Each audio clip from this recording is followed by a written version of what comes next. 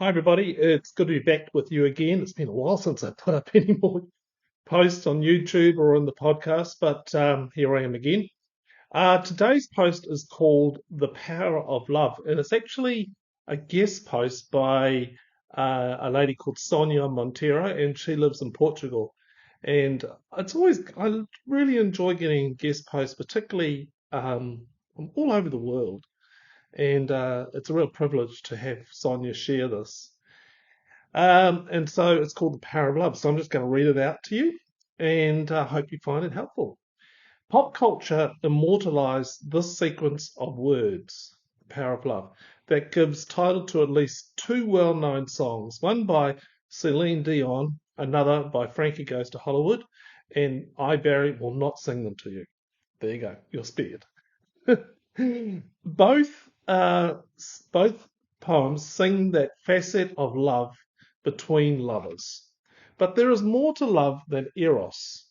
According to the great academic and writer C.S. Lewis in his book The Four Loves, there are at least four types of love: affection, friendship, eros, and charity. All four features provide forms of love transmuted into different aspects of reality that share a same common ground, or should I say, a common God. Here's what Lewis wrote in The Four Loves on friendship.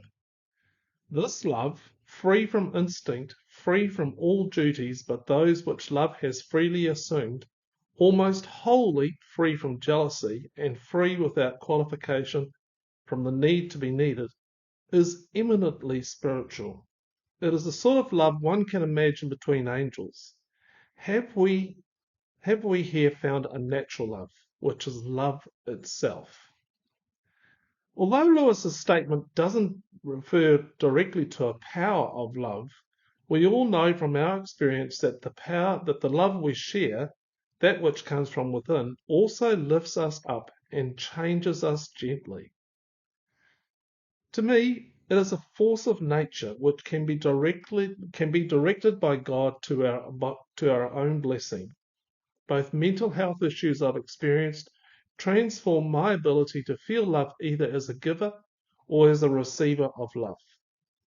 Depression, for instance, overwhelmed me with negative emotions like fear, shame, sadness, or sorrow, which shadowed both my natural loving ways and my trust in the love of others. It was as if the world had been drained of all goodness, but really it was my focus on the negative that tricked my perception. I used to feel ashamed of my depressed self. It frustrated me greatly. I became silent and inexpressive. During psychosis, it was another deal. The stranger my ideas, the less connected to my emotions I felt. It was like walking into one's home after it has been robbed. Everything is out of place and your most treasured belongings are gone. It's hard to find anything at all in the middle of the confusion. If you're going through such an ordeal right now, try not to blame yourself for the tricks our minds pull on us at times, nor for the tricks others may have pulled on you. In case you are, like Freud said, surrounded by idiots. When you're depressed or in a psychotic crisis, it's normal to believe our negativity is everything there is. Might you doubt this as truth? The odds might begin to change.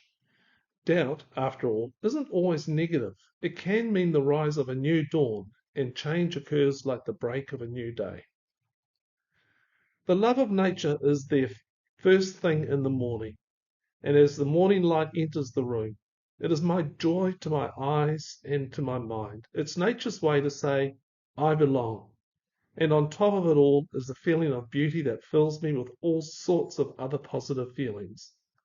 The morning appears ravishing, and its beauty involves me in an uplifting spiral of well-being. There are days when my focus is on the troubles of life, and then the morning's natural beauty and power over my senses gets overlooked. But just because my mind is on something else, it doesn't mean the magic is lost. Eventually troubles pass or my focus changes, And I go back to noticing the blessing of early sunshine, even if there are clouds shadowing that glorious light. Actually, it's a scientific fact that sunshine promotes serotonin in the brain, a chemical that is responsible for feelings of happiness. You might think that the power of the morning light isn't there for you, but I am under the impression that it is common to everybody, as well as we all are part of nature. Just like love, it is there for everyone in many different ways. Have you found your own source of love? It lies within yourself, as we all have the potential for participating in the world of love around us, even if it is as simple as contemplating the light first thing in the morning. Light was God's first creation, even before creating the sun. It's true. It is an expression of his wisdom and probably the most ancient evidence of his love. It is so powerful that all living things depend on it. In fact, light is as powerful as it is never ending. When we get to eternity, God will dwell amongst us and we will delight in the light of his holy presence. See Revelation 21:23-24 about the New Jerusalem. And the city has no need of sun or moon to shine on it, for the glory of God is its light, and its lamp is the Lamb. The nations will walk by its light. God is love. I hope you can feel the intensity of his calling to your heart, to lead you to his holy presence in prayer and find relief through the power of his love. This is truly real when you get to feeling God's presence is desirable. God is there for you to lead you through your suffering. You'll find relief, I assure you. It happened to me and it will happen to you. Quotes to consider. Love wins over guilt any day, Richard Rohr. Love acts like a giant magnet that pulls out of us, like iron filings, every recorded injury, every scar. Terence Real. In Successful Psychotherapy, A Caring, Loving Relationship, psychologists C.H. Patterson and Hildor admit that psychotherapy is in chaos. Their solution is worth a second look. Professional helping efforts, they suggest, should abandon identifying specific diagnosable disorders and coming up with specific technical treatment plans. They should instead focus on one simple yet most profound idea, that the essence of all psychotherapy, successful psychotherapy, is love. They go so as far to suggest that their book could well have been titled Psychotherapy, The Purchase of Love. Larry Crabb. Here's some questions. How does nature inspire love to you? Number 2, how do you feel about nature as a gift of love from God to you? Number 3, why does the love of nature count as a form of love to you? Well, that was wonderful from Sonia, wasn't it? Perhaps you might like to email me and let me know how you found this post. Here's a little bit more about Sonia. She was born and raised in central Portugal in a small village near to the city of Coimbra, where she attended a university studying journalism. She got severely ill with depression before she could finish her studies. This would be the beginning of a long journey towards the cure.